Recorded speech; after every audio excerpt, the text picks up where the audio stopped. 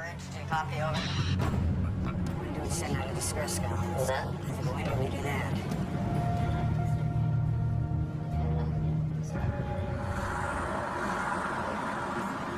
The crew is at a complete loss when Wilfred begins his shift and steps into the middle of the dilemma.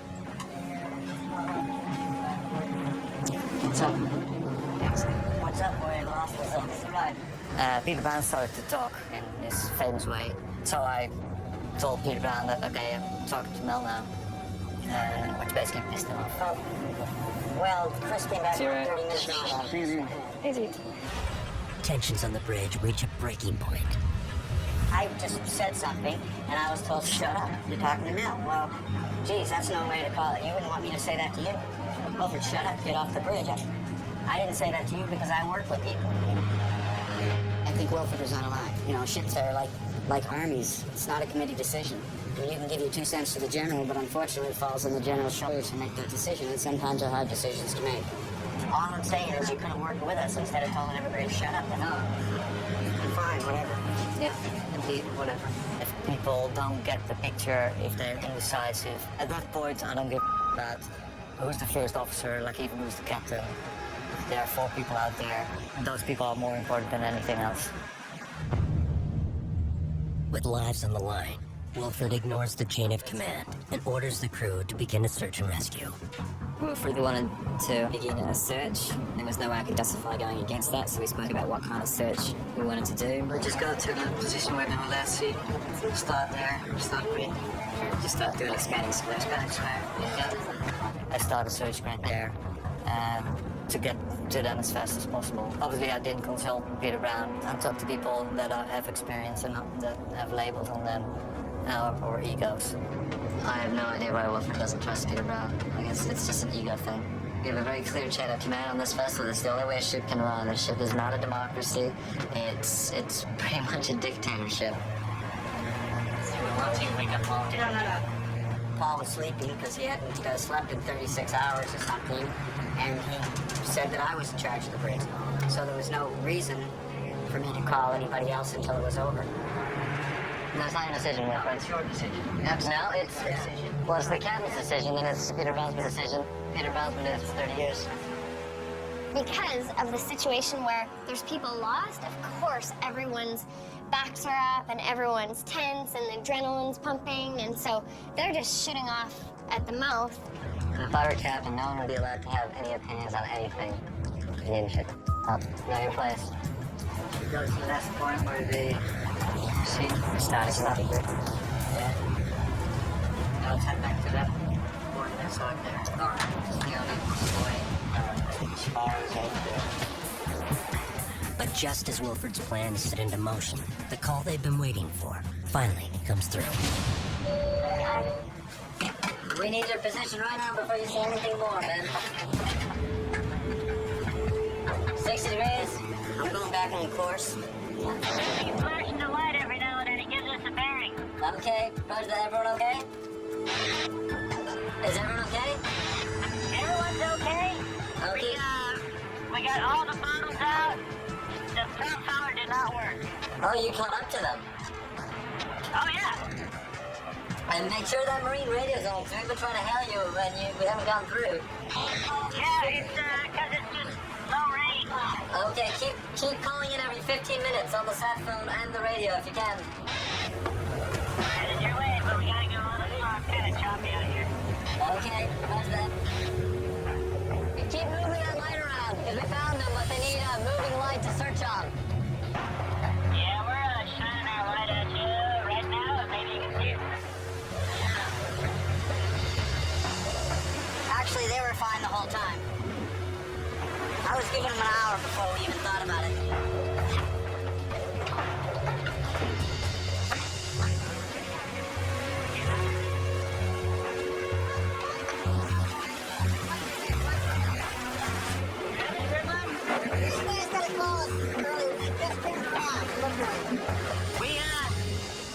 We don't have any reception on those little handhelds when we're that far away. Yeah, right. Someone get Rick State? It was snowing. It was probably the worst conditions we've had since we've been down here. So I think in the end we're just very lucky that everyone come back. Yeah, we didn't mean to get anybody worried. Well, unfortunately, we were having a kick-ass time. People were not happy that we had left. It absolutely felt like we had a bunch of kids that had gone out drinking and taken mom and dad's car and wrecked it and then come back. Like, we were in a lot of trouble. Yeah, we were like a beer. I know. I didn't want to scare anybody, but we were in hot pursuit. We got him up on the bridge. We were close enough that there's a little bridge wing that sticks out. We got him up there. Jack actually called the Yoshimaru to ask if they'd seen the Delta. That was after you snooped them. It was thought we were the most arrogant thing you could imagine. They were like the most cocky people. Like, yeah, have you seen our Delta? They just started circling with their searchlight. Like, where are they? Yeah. Good job, Nathan, but we really, Yeah. worried. Yeah. Sorry, Peter. Situations like this create tension, but I think people in the crew have to realize that the officers that are in charge are there because they have the experience to deal with these situations, and they have to put their trust in them. I'm the one who told you shut up. I know. That's not the way it should be. And I just said, look, Wilford, I wouldn't treat you that way. Talk about tomorrow. Thanks, Pete. Good job. We're late to pick up Jaws. Let us know when you're all secure and we'll get on the bus. Alright. Now you gotta maybe we want to get there in time to do the transfer policy and that this better never happen again. The Sea Shepherds change course towards the rendezvous point, but the night attack has proven to be costly. Australia and Japan spent 3 days negotiating the transfer of Potsy and Giles. And now, the Sea Shepherds are in danger of missing the back in command after recovering from 36 hours without sleep. I think we probably should wait right here because between the two of them, I'm gonna figure out which way they go. Okay. The Steve Irwin cruises at full speed to retrieve Potsy and Giles.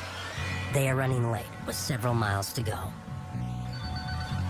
The international media is eager to find out any word on the condition of Potsy and Giles. We'll know for sure here fairly soon, but I'm sure they're quite happy with the fact that this is the 8th day that no whales have been killed down here, and we're hoping to extend that for as long as we can. Obviously, there are mixed feelings. We knew from 2 days ago that the longer they stay on with this vessel, the longer it takes before whaling resume. Throughout the ship, there's fallout from last night's raid. They didn't actually call the ship every 10 minutes. Yeah, well, we gotta be HF for wood. Yeah, Seinfeld. Yeah, I know. I don't even want to hear it. But you know, it's one of those things where if you use a sound film, I yeah. don't care. I just don't care. You're out at sea by yourself, unattended in the dark. Right. I mean, you don't have to be very bright. Yeah. Back on the bridge, the senior officers take disciplinary action against Wilford for ignoring the chain of command the night before. Wilford no longer has his position. No longer takes care of the 4 to 8 watch. If he's not going to follow orders or the line of command on this ship, then he really shouldn't be on a bridge watch, because, you never know what he's going to do. Well, some people live in like this fantasy world here. I think they're doing anything they want. I think they're smart. Done too. If he's not going to take the captain's orders, if he's not going to take my orders, he's not going to take the first and second officer's orders, then it's a danger to the ship to have somebody who will not follow the chain of command in charge of things. Captain Watson backs up the first mate's authority. Peter had the situation under control. Wilford came up and made a big scene on it, and it was really not his place to do it. We structure the ship in such a way that it's a total hierarchical system. I actually don't have to talk to anybody. He's sort of the master tactician of this campaign, and he's too busy saving whales to deal with sort of human problems.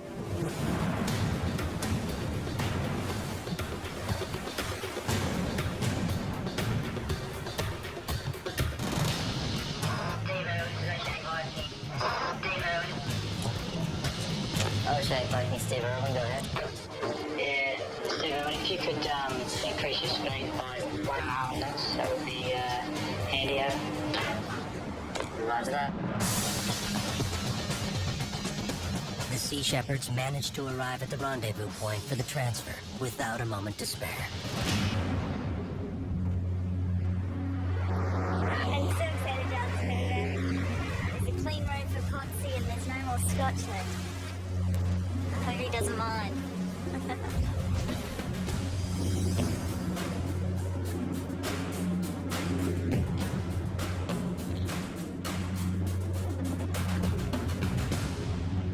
Oh, are you gonna go down to greet them on the main deck?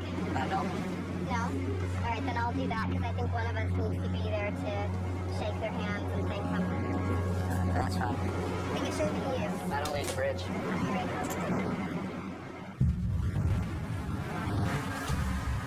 We haven't received any confirmation from Giles or Potsy.